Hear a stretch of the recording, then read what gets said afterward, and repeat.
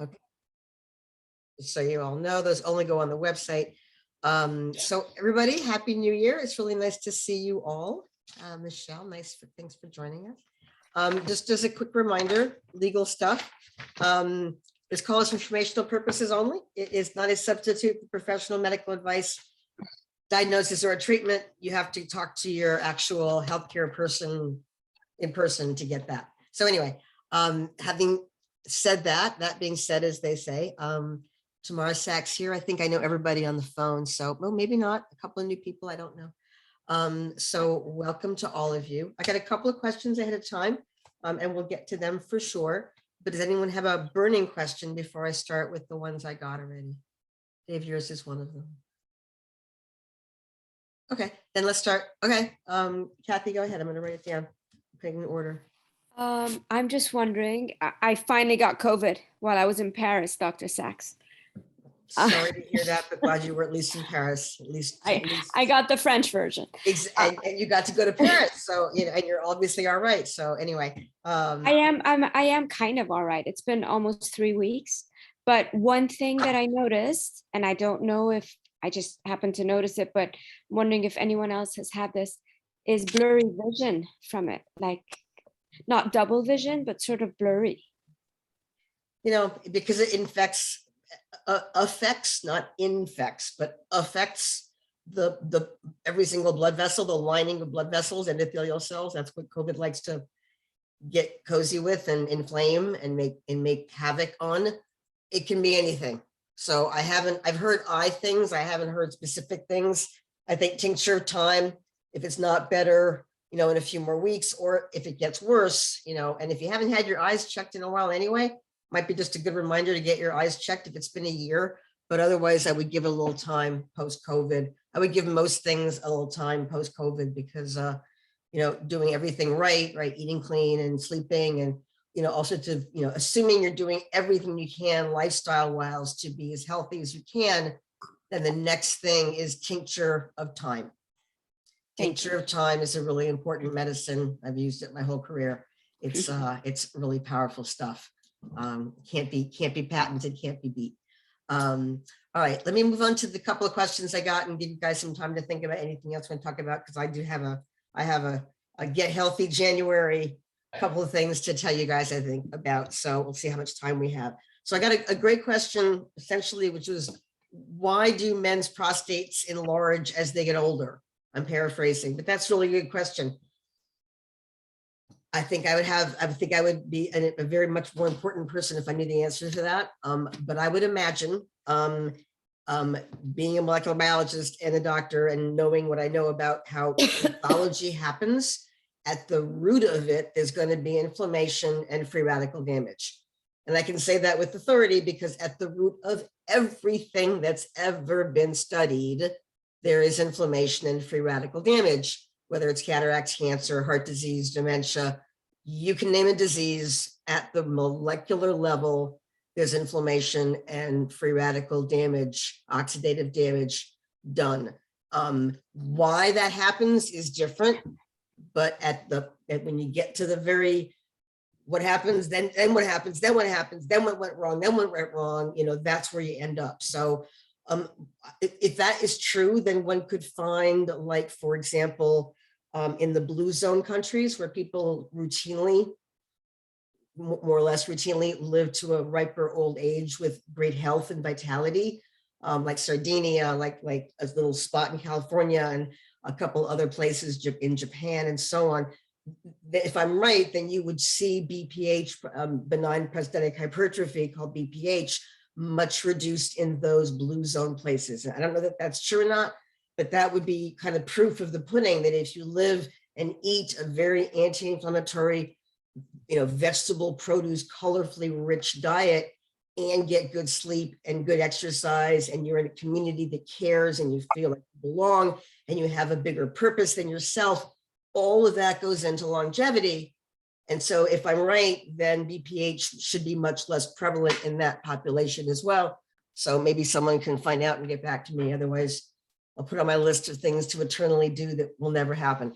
In terms of preventing it, I don't know a lot about it. It's not my area of expertise, but saw palmetto is a safe plant that's been used forever that I use in a product called Prostate Synergy. What else would it be called? And Prostate Synergy has a few other things, like I believe it has some curcumin, so other anti-inflammatories. But saw palmetto is an herb that does in fact have some evidence that it actually shrinks the gland of the prostate, and some other evidence that it prevents the trajectory of what would normally happen in aging from happening in men who take saw palmetto. Not great evidence, not like earth-shattering evidence, but enough evidence that it's safe, and enough evidence that it probably does do something to at least try it and see if it works on an individual basis. So that's all I got on BPH, even though I should know more because it's a really, really common thing. It's like probably the most inevitable thing that men will develop inevitably at a certain age. Like, you know, there's a whole bunch of things that we, both men and female, right, develop. If we're lucky to live long enough, we'll have wrinkles. If we're lucky to live long enough, you know, gravity will do its thing. If we're lucky to live long enough, and then of course, you got to remember that the alternative to wrinkles and BPH and all the rest is no better. So enough said. The other question I had was a really good one on SIBO. I don't know if the person who asked it is even on. I don't remember who asked it. I apologize. I just wrote down the topics. So SIBO is small intestinal bowel overgrowth, and SIBO is really common. Interestingly, it wasn't even a thing 20 something years ago. I mean, it is a new, relatively new disease, the way H. pylori was before it, right? In my career, I've seen these things come. And so don't be surprised that infectious diseases do this. They come and they go, and they appear and they disappear, and they come in cycles, COVID included. So SIBO is when the small intestine, the valve more or less that transforms the small intestine into the large intestine, that doesn't work real well. There's some spasming or some not very effective valve closing. And so bacteria, which are normally present in the large intestine, that's your microbiome, that's your famous second brain, your immune system, you know, your microbiome makes a lot of your vitamins for you. They're the bacteria that we need to survive. They live in the large intestine, and we like them in the large intestine. And when they're the good kind of bacteria, we need them in the large intestine. You cannot live without your microbiome, and you don't live well if your microbiome is not well. But we don't want those same bugs in your small intestine. Your small intestine is relatively sterile. There's a few bugs, but we don't know much about them, and there's certainly a minute population compared to the large intestine. So SIBO, small intestinal bowel overgrowth, is when bugs from the large intestine migrate into the small intestine and start to multiply. So what happens is when you eat something, especially starchy or sweet things, it hits the small intestine really quickly within a couple of hours, usually even before, and those bugs, which shouldn't be there, ferment that food and make gas, and you really don't feel good. SIBO is upper intestinal, above the belly button, bloating and belching and really uncomfortableness pretty much within an hour or two after eating. It's a pretty classic kind of description. There's always going to be outliers that have SIBO that don't have classic symptoms, but in general, it's here, right? It's my other hand, sorry. It's belly button up, not lower intestinal, it's upper intestinal. And so there's a couple ways to treat it. Antibiotics work, but you have to take them at least twice. That's just the way it works. And bugs grow back. So the idea is not to eradicate the bugs. You can't really do that. You just want to lower the bugs enough and stop eating the things that easily ferment, like raw sugar and dairy and gluten. And so you gotta do more than just get rid of the bugs. You gotta figure out why the bugs got there, right? Treat the cause. So why did you get small intestinal bowel overgrowth has to be part of that treatment. So you have to change how you eat for a while. You have to kind of clean up your act, so to speak, right? A FODMAP diet works, but I think a FODMAP diet works 95% of the time because you take out dairy and gluten, and that's 80% of everybody, of all the symptoms right there. And so, you know, sometimes the other stuff's important too to take out for a few weeks, but not for longer than a few weeks. You're just trying to reset the pH, reset the food that you're feeding the microbiome to get rid of the bad guys and encourage the good guys. So the natural way to treat it would typically be, depending on what kind of SIBO, there's hydrogen, different kinds, but essentially it's going to be the same things we use for any bacterial overgrowth. We're going to use garlic. We're going to use oregano if we can. Oh, that's hard to take. I use berberine for lots of things. GI Microbex is a compound, a combination rather of 5 or so different antimicrobial herbal things that are pretty safe. You can use a neem, which is something I use on my plants, but you can use neem extract capsules, which is also very effective against SIBO. And so there's lots of different ways naturally to get rid of SIBO and to kind of keep it at bay if you tend to get it more than once. Probiotics are really important to help the bugs, the good bugs, stay and grow and stay in your large intestine and away from your small intestine. So, get the idea. General health of your gut is part of the SIBO treatment plan, right? But when you take antibiotics, which I sometimes do, I have patients that are really resistant and that are otherwise really sick and that they haven't responded well to, or they have allergies to garlic and oregano. You belch up oregano. Oregano is tough to take. It really is. At the doses you need to take oregano at, I don't generally recommend oregano because it takes a fortitude of character to put up with belching that kind of strength of oregano. It's hard. So you're left with neem and garlic, which ain't always so easy either. Berberine, none of those are typically hard, but whatever. The antibiotic is a triple antibiotic regimen that most doctors prescribe, and the failure rate for 1 round is about 40%. So you can just kind of assume you'll take 2 rounds of the triple antibiotic, and it's fairly well tolerated by about half the people, something like that. So it's always a toss-up. So that's all I got about SIBO.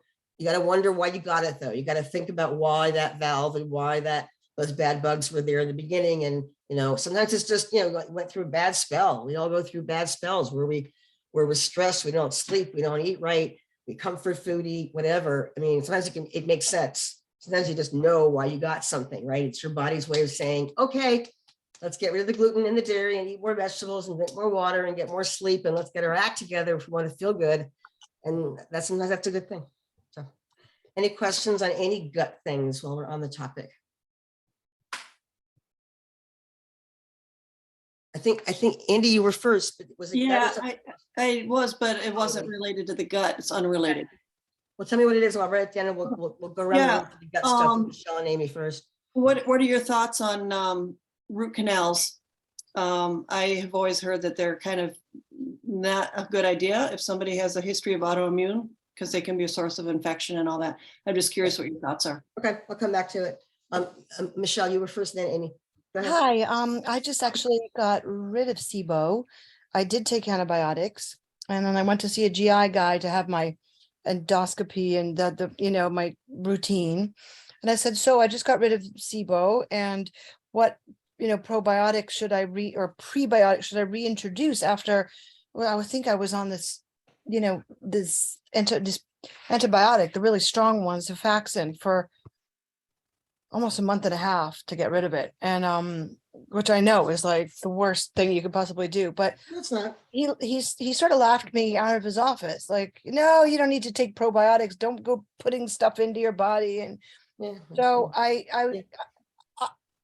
don't really, he's a medical doctor trained in. Well, let's be fair. He's an out of date, out of touch medical doctor. Yes, he's there out of are date. medical doctors that are very much in touch and up to date and cutting edge, and I know many of them. And he's let's not celebrate very them. nice man. And so he did a procedure for you, but let me just generalize it since we're not going to. It was fine, but I just wanted to know, because I would like to take pre or probiotic, but I don't know. I mean, there's so many. You go to the Whole Foods and it's just like a wall of I wouldn't know where to start. So let me generalize your question since I don't want to be too specific. But so first of all, don't go to Whole Foods, people. Please don't get your supplements at Whole Foods. Please, please, please, please, please. So go to a mom and pop health food store. If you're local and you have one, to get good advice. There are usually nutritionists there. There's usually people that know what they're talking about. Whole Foods hires kids, at minimum wage. They have no clue what they're talking about. The way they select what they sell is not based in your best interest. It is based on the bottom line of Amazon. So please do not buy supplements at Amazon, on Amazon, or at Whole Foods. Same difference. Okay. So that having been said, you raise an interesting point. Prebiotics and probiotics, I'm gonna talk about that for just a minute. Prebiotics have another name. The other name for prebiotics, get this, folks, vegetables. Vegetable fibers are the definition of prebiotics. Vegetable fibers, fruit fibers too, but the sugar makes it a little more complicated. The only source of prebiotics comes from vegetables. Things like Jerusalem artichokes have the highest prebiotic value because they contain the most of the stuff that our microbiomes like to eat. But all vegetable fibers, every vegetable fiber is a prebiotic.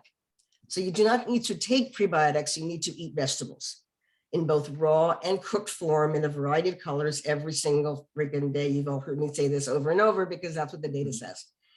And then probiotics. So there's really a lot of science behind probiotics that we don't have time or you don't have the interest. So in general, until you have a specific need for a specific probiotic, which will be based on stool testing primarily, get a general probiotic that has, 3 or 4 of the top species, lactobacilluses and there's a few, and bifidos are the 2 main species. But within those 2, there's hundreds, to choose from. So don't get too caught up unless you have a specific need. There's a lot of good companies out there. You no longer need to refrigerate. Refrigeration is no longer a sign of better or potency. Every company now just overfills. So the bottle says guaranteed 100 billion units. They put in 140 or 150 billion units at the beginning so that by the expiration date, they're guaranteed to have 100 billion units. So refrigerator or not, it doesn't really matter. Heat obviously does matter. Moisture matters, but assuming that you're keeping them in a dark, dry place, refrigeration isn't the important thing. We refrigerate them in the office and health food stores do because we get them in bulk. We get them in large amounts. We want to keep them as fresh as possible when we sell them to you guys. But once I get them home, I don't put them in the refrigerator. I would never take them. I'd forget them. Like everything else in supplement land in my refrigerator, the NMNs and the lipos, yeah, they're in the refrigerator somewhere.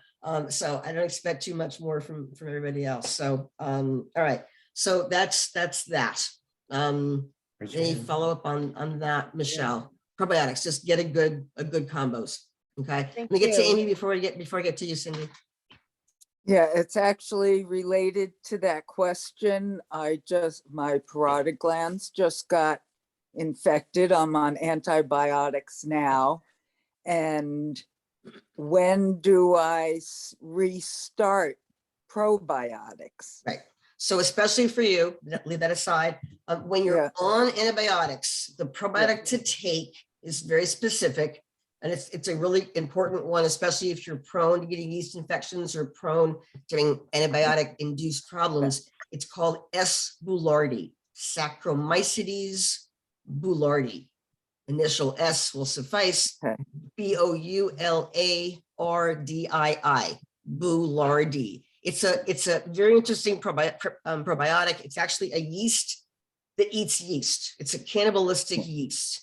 If you don't take it forever, if you take it for like less than 3 months, it doesn't tend to live in us. It tends to just keep on going through us. If you take it chronically, it will eventually set up shop, but you really don't want any yeast to set up shop in your gut. So take it only for when you're on antibiotics, but antibiotics won't kill it. It does good things like a probiotic does, but antibiotics don't kill it because it's a yeast. Saccharomyces, mycetes, M-Y-C-E-T, by definition, is a yeast. So antibiotics won't kill it. You get the benefit of having some probiotic benefit and keeping yeast at bay. It does more than just that, but it also eats yeast. And so then as soon as you're finished your antibiotics, literally the next day, you switch over or you double up. You can do both, for a while. You can do both S. boulardii and a good probiotic now with bacteria, lactobacillus and bifido. And the ones on my store I vetted. There are tons of other good ones, and there's some bad ones. So I can't really go through the lists with you. But you want to have something that has, if you're post antibiotics, you're looking for at least 100 billion units a day for a few weeks, and then you can cut back to 50 billion if you're eating raw stuff. If you're eating some fermented foods every day, That's the best way to get probiotics, guys, and prebiotics together is fermented vegetables. You know, it's interesting. Every single culture on the planet has a fermented vegetable in their culture, right? Every single one. You got to think about that. That's always very important to the biology of the human body when every culture does the same thing. So think about fermented foods, whether it's pickled beets, pickled carrots, sauerkraut, kimchi. There's a lot to choose from. It's funny now that health food stores, if you've been in a health food store recently, there's now like entire refrigerated cabinets. Have you seen this? Of nothing but pickled vegetables of all the different kinds. It's a new fad, but it's a good one. It's a good one. So I think that's your question, Michelle and Amy. Yeah, Yeah. Yeah, So back to root canal. I'm sorry, go ahead. yeah, the yeast was the follow-up question. Yeah. And if you're really prone to yeast after antibiotics, there's nothing like some diflucan in my book. Just Yeah, get it dirty, get rid of it. Because if you're not doing it without that, you're not going to do it with garlic. It's going to be tough. Yeah. So root canal, let's end with root canal. Let me get one more question. It's an interesting dilemma because the numbers are hard to come by. The real numbers are hard to come by, but it's just the same kind of, you got to weigh the pros and cons in every individual case, whether a root canal is really a risky procedure or not. So I would say if someone was not just autoimmune, but in a flare-up, inflamed, in a bad place, anyone who's in a bad place, sick, right, run down, beat up, really not doing well, don't get a root canal then. But if you're relatively healthy, you're not in an inflamed flare-up state, but you have a history of autoimmune diseases or a very well-controlled autoimmune disease, then a root canal versus an implant is what you're weighing. You want to save the tooth with the root canal and take a chance that you might, it's a small chance. Millions of people have root canals out there. Millions of people have root canals. And it is a very small number that you get infected. Yes, it can happen. The problem is if you talk to a holistic dentist, everybody has an infected root canal. If you talk to a regular dentist, it's 1 in a million, and somewhere in the middle, the truth lies, right? So it's hard to evaluate, but an implant is always going to be a better option, I think.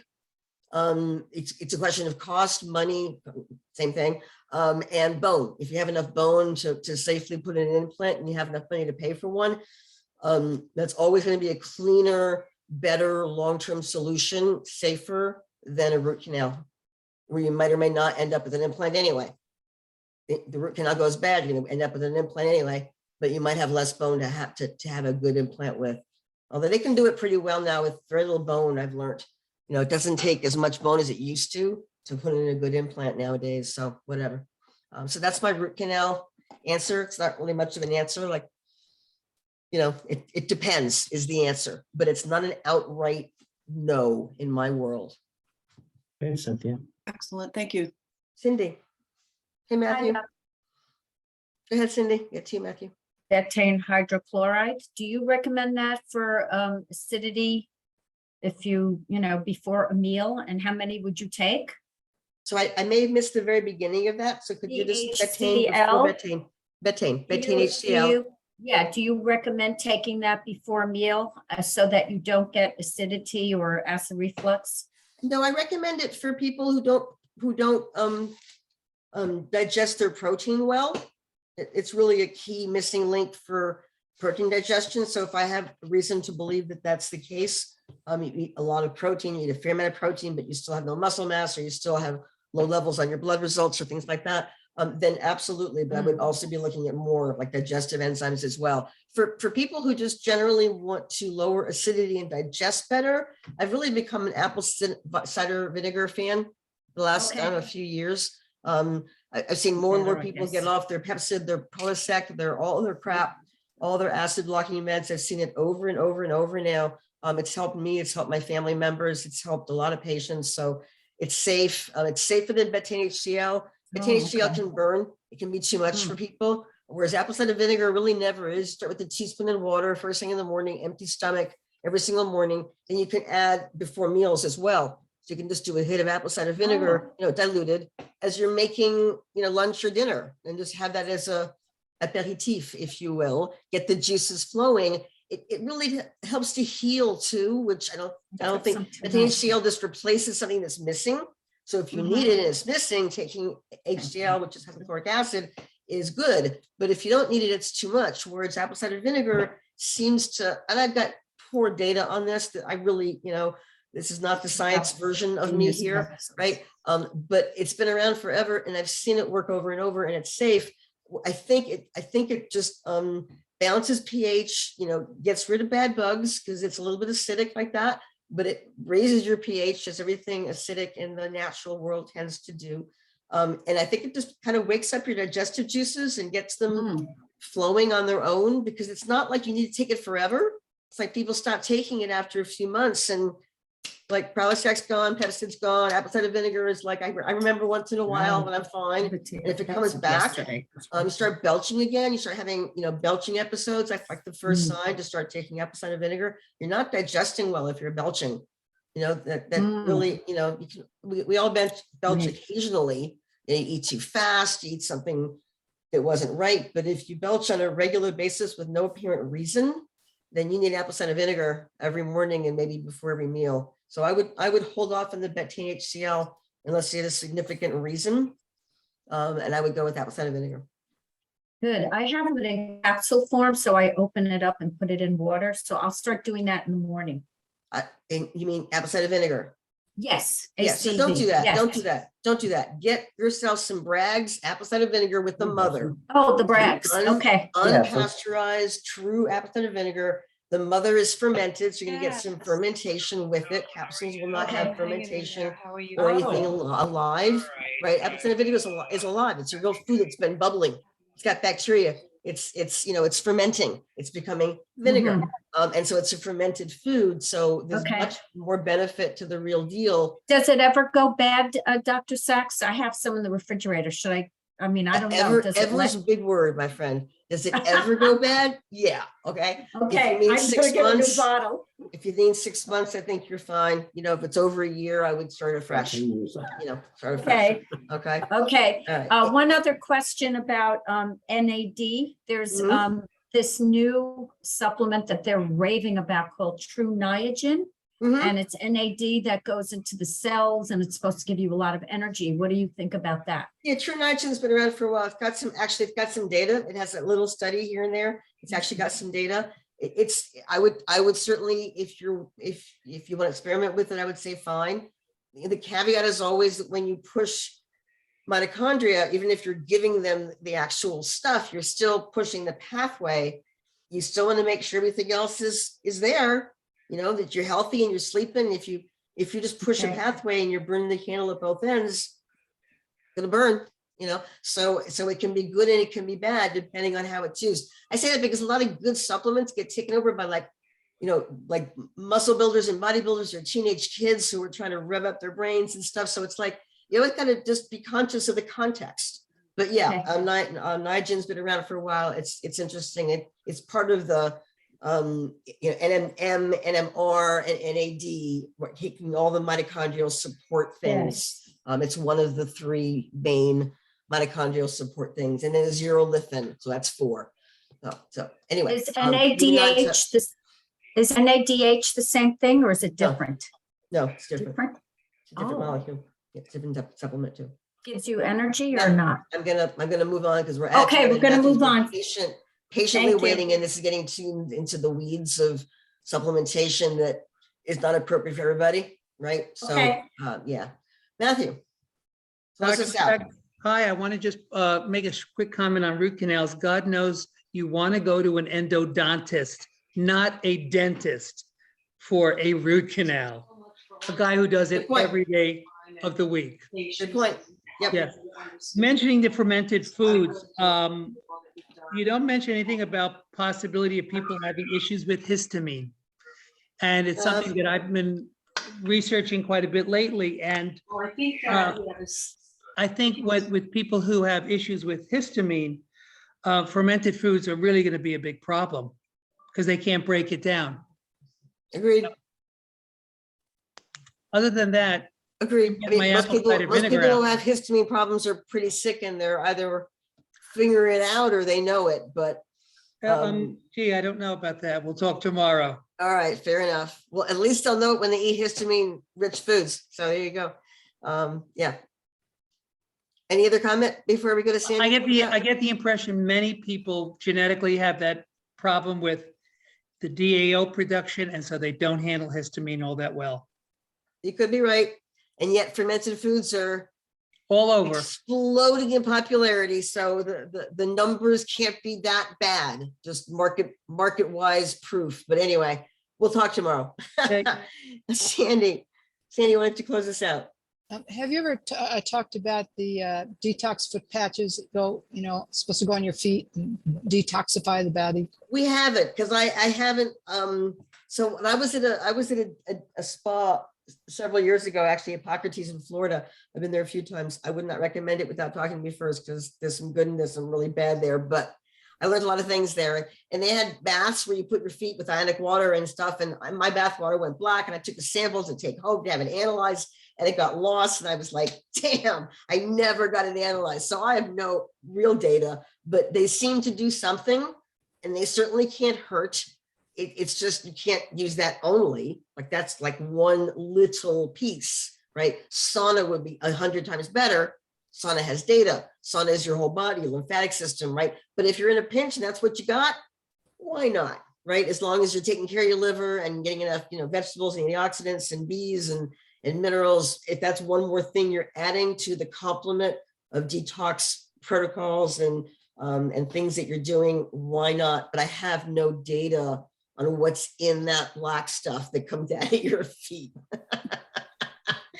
For all I know, it's dirt from Manhattan from 10 years ago. I don't know.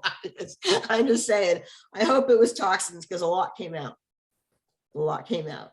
So with that, we're gonna finish our first call of 2023, which is hard to even say. I wish you all a wonderful January, and I hope to see you guys next month. Bring your friends, bring your family who have questions about functional medicine, and I'll try to answer them all. All right. Y'all take care. Thank Good you. night. Happy New Year. Happy New Year. Happy New Year to all of you. New Year.